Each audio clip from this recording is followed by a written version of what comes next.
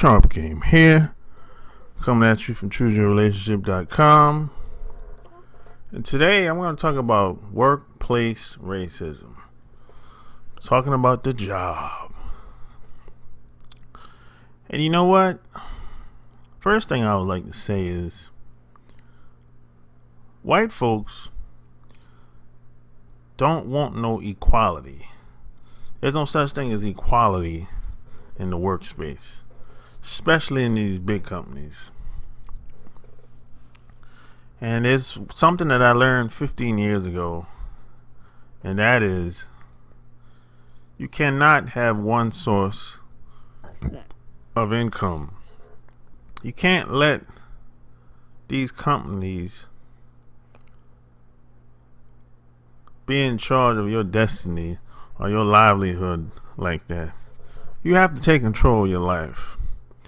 I mean, I don't care if you're making an extra $5, $10, $20 a day outside of your job. You gotta find a way to create extra multiple streams of income. You gotta find a way. You cannot depend on these companies. They don't care about you, especially if you're non-white. And they'll work the shit out of you. And it doesn't matter how many days you work. 6, 7 days a week, 12-hour days, 16-hour days. It ain't never enough. And you still won't get a raise. You can go in there, kiss ass all day. You still won't get a raise. Then you got the people that do the least amount of work. They get awarded.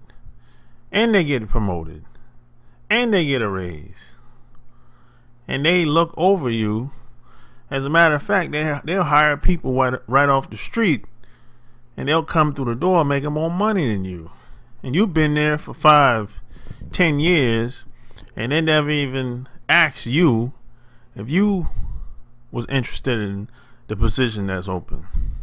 And this is the type of stuff that happens all the time. And then you get mistreated. And then you go to HR. Nothing gets done. They don't do anything. They basically blow you off. So in a situation like that, you really have no one to talk to.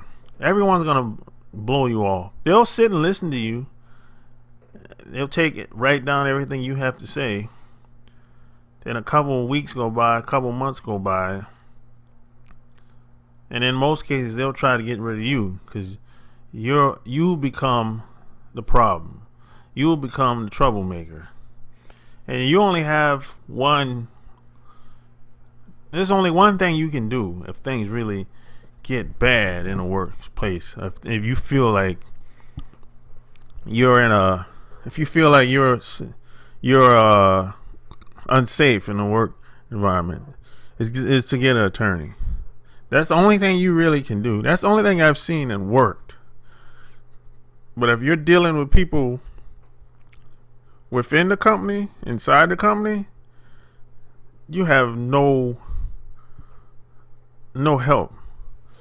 You're helpless. You have no one to talk to that's going to help you. HR, their job is just to keep things inside the company. That's it. They don't help anybody, especially if you're non-white. And then a lot of people, and I don't know if you noticed, a lot of white people really don't do very much of anything with these companies, especially these big companies. Don't do very much of anything. They'll work you to death. And a lot of white people, I used to work at Bank of America. I used to watch a lot of the white folks take mad breaks. They'll go to a couple meetings, talk, smoke, take smoke breaks as much as they want, coffee breaks as much as they want. You get on the phone, on the internet, they be chatting as much as they want. But meanwhile, you working yourself to death. You wearing 2, 3 hats. You do all the work, and he get all the accolades and the rewards. And then you don't get, and when it's time for you to get when it's time for your evaluation, they say, "Oh, you don't deserve one." And this is what happens a lot, because there's a lot of politics with these jobs, and a lot of people get mistreated all the time. I know a lot of people that work these corporate jobs in these big Fortune 500 companies, and I hear a lot of stories, man. And it's the same story over and over again. And you're probably not going to get promoted if you work with a lot of these companies. And this is why you got to have more than one income. Because when you have more than one income, you're not that stressed. You're focused on doing much bigger and better things. And you won't go to work feeling sad or depressed, like I'm getting looked over all the time, blah blah blah, this and that, because you have your own thing on the side, and that's going to help you and your family. So you'll be in a much better position, because if you get laid off or fired, and if you got one income, and if it's just you, what you gonna do? I mean, you got rent, probably a car payment, insurance, electricity, cell phone, probably student loan. So what you gonna do? The bills are gonna keep coming every month, and you probably got those credit cards as well. The bills gonna keep coming. They don't care if you lose your job. This is why you can't. This is why you gotta have multiple streams of income, and you gotta crawl before you ball. You don't have to start off with an extra $50, $100 a day. You just start small, and you keep building your skills. Try this. Reach out to people, see if you can help them. See, the more people you help, the more money you make. That's been my formula to success, to making more money, to earning more money. Help other people get what they want, and I make more money. That's been my formula. It worked out for me. Could work for you. I don't know. I don't know you. I don't know your skill set. Maybe you're afraid of people. I'm not sure. But I know for a lot of people that I know that make an extra $500,000, $2,000 a month outside their job, that's been their formula to making more money as well. But I know working these jobs, you're probably not gonna. It's like a glass ceiling. You're gonna tap out after a while, because these jobs, they pay you just enough so you won't quit, and so you can shut up. And that's how that is, man. But a lot of these jobs, they're just they run it like a plantation, kind of like a slave ship. It kind of reminds me of being in the Navy. Really, these companies are very structured. That's why you can't get promoted but so far. Plus, there's a lot of politics as well. So it's kind of like a filtering process. They let a couple people slide in and then a lot of companies, they have a high turnover as well. So they'll lay some people off and rehire people for less money. So when they lay you off and you have just one income, you're in trouble. You got to borrow money from your friends and family until you get your next job or get situated. So you don't want to put yourself in a position like that.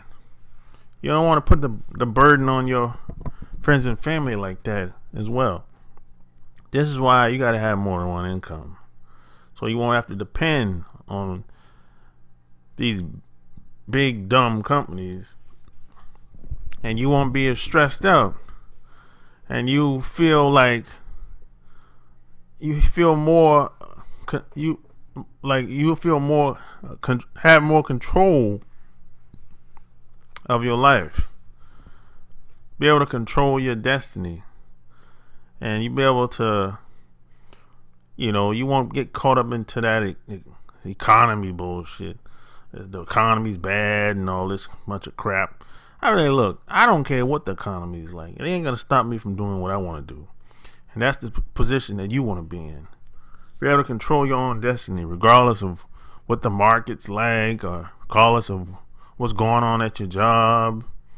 And you won't be shaking in your boots like a lot of people that you work with. They be scared, like they're gonna lose their job or get laid off and all that crap.